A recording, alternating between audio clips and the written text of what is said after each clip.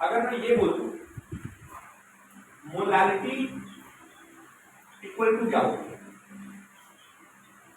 Molality equal to क्या होती है, मोलालिटी इक्वल टू होती है मास of solute, right,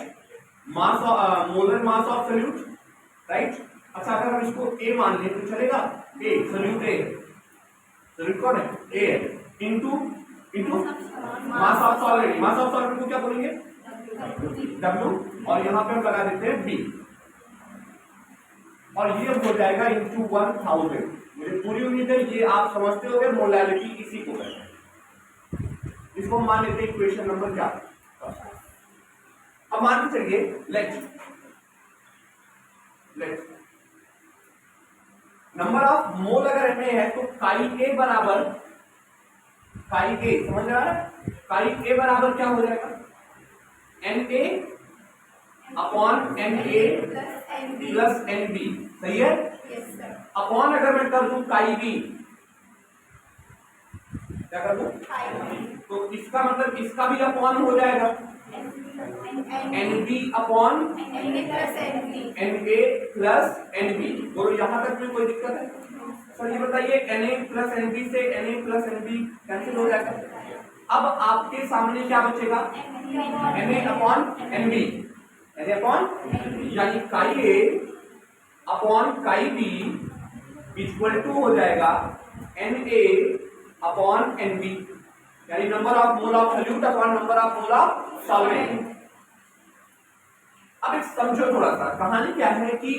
N A बराबर क्या होगा W A upon M A,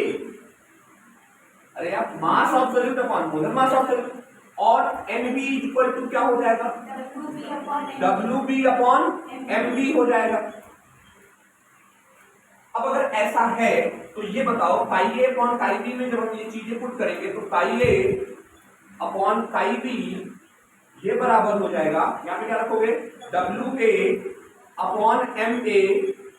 into, अच्छा ये डब्ल्यू बी इसको मैं कैपिटल डब्ल्यू बना देता हूं क्योंकि mass of solvent generally capital W होता है, तो कैपिटल डब्ल्यू और बी और इंटू क्या एम बी। ओके, एक काम करो, मोलालिटी में हमें क्या चाहिए होता है W A M A W, W M A W चाहिए होता है, ये नहीं चाहिए होता है। इसको इधर ले आओ, क्या बन जाएगा बोलिए काई ए, अच्छा ये ऊपर मल्टीप्लाई है तो जाहिर सी बात है नीचे डिवाइड हो जाएगा, chi A upon chi B into M B. ध्यान देना यहाँ पे पहली बार मोलर मास ऑफ सॉल्वेंट आया है, नहीं तो जनरली मोलर मास ऑफ क्या होता है सॉल्यूट। अच्छा अब ये बचा आपका ये बराबर क्या हो गया W A upon M A into W B, ठीक है। अब बताओ इसमें और इसमें क्या डिफरेंस दिख रहा है 1000 का, तो दोनों साइड पर 1000 से मल्टीप्लाई कर दो तो वो क्या हो जाएगा chi A into 1000 upon chi B into M dash B, और ये बराबर हो जाएगा डब्ल्यू ए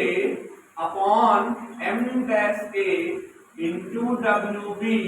और इंटू 1000। अब इतनी चीज को हम क्या बोल सकते हैं बोलो